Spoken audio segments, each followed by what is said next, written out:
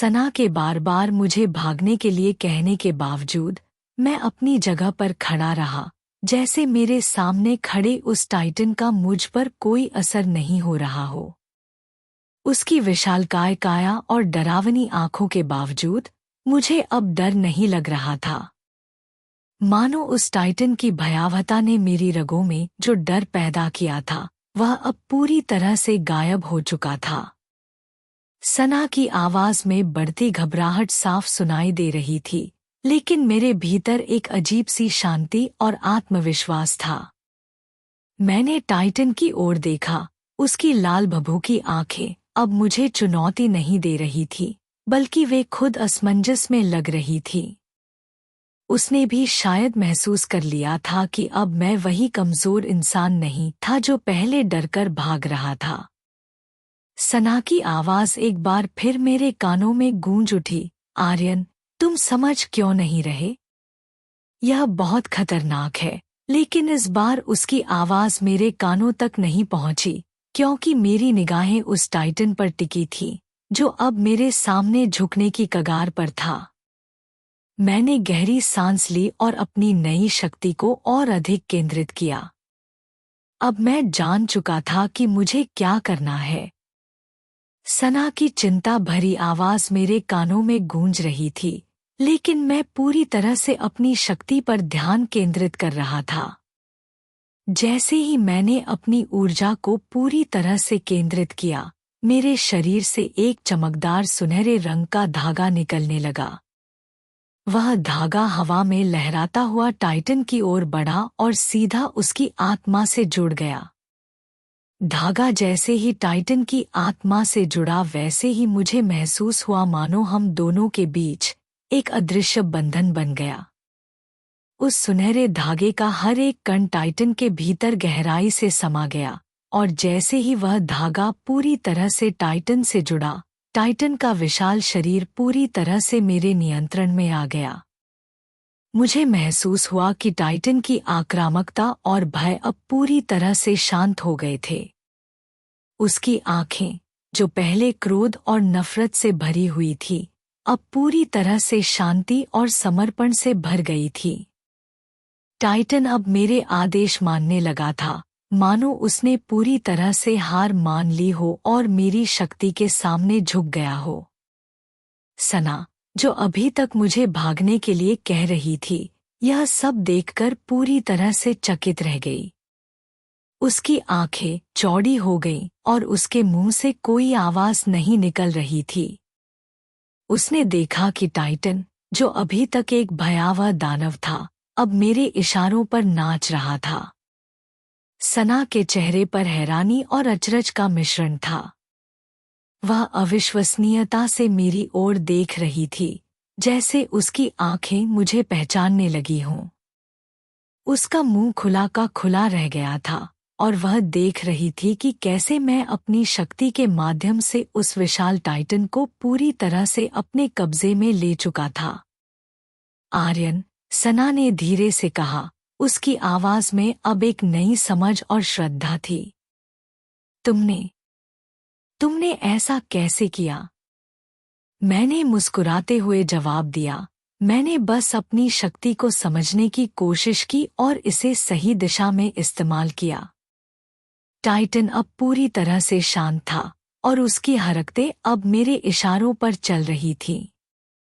मैंने अपनी शक्ति का पूरा उपयोग करके उसे नियंत्रित किया, और मुझे यह एहसास हो गया कि अब मैं केवल इस टाइटन को नहीं, बल्कि आने वाले खतरों का भी सामना करने के लिए तैयार हूँ।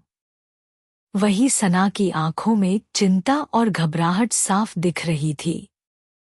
टाइटन अब पूरी तरह से मेरे नियंत्रण में था, लेकिन उसकी भयावहता और स्थिति की गंभीरता को देखते हुए मैं अपनी भावनाओं को हल्का करने की कोशिश कर रहा था। मैंने मुस्कुराते हुए सना की ओर देखा और मजाकिया अंदाज में कहा, सना, क्यों न इस टाइटन का नाम लंबू रख दें?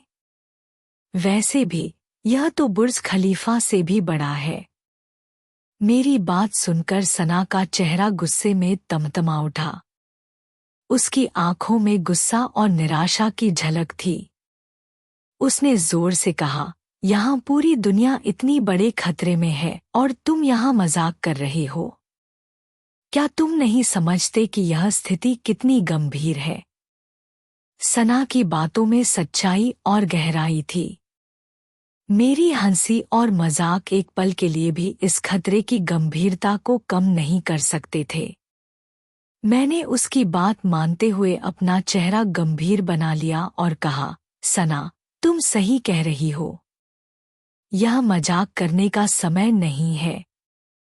उसकी घबराहट थोड़ी कम हुई, लेकिन उसकी आंखों में अभी भी चिंता का संकेत था। मैंने गहरी सांस ली और अपने मन को एकाग्र करते हुए कहा, हमारे पास समय नहीं है। हमें समझना होगा कि यह खतरा कितना बड़ा है और इसके खिलाफ हमें क्या कदम उठाने चाहिए। सना और मैंने मिलकर तय किया कि हमें इस स्थिति का सामना करना होगा। टाइटन, जिसे मैंने अपने नियंत्रण में लिया था, अब मेरी ओर देख रहा था। मैंने टाइटन को आदेश दिया, हमें अपने मेरे ऊपर बिठाओ। सना की आंखों में आशंका का मिश्रण था, लेकिन टाइटन ने तुरंत बिना कोई सवाल किए हमें अपने विशाल हाथों से उठाया और अपने कंधे पर बिठा दिया। हम दोनों ने जैसे ही टाइटन की पीठ पर बैठकर चारों ओर देखा, हमारी आंखें आश्चर्य और डर से फैल गईं। आगे का दृश्य दिल दहला देने वाला था।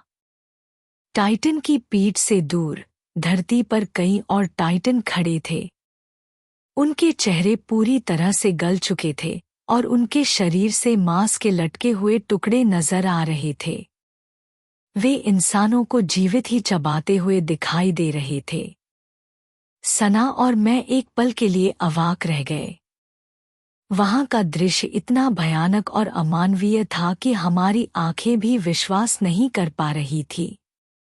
टाइटन के विशाल शरीर पर बैठकर हम देख रहे थे कि कुछ टाइटन मांस को बड़े ही बेरहमी से फाड़ रहे थे और उनके खौफनाक मुंह इंसानों की चीखों को निगल रहे थे। यह क्या हो रहा है? सना की आवाज कांप रही थी।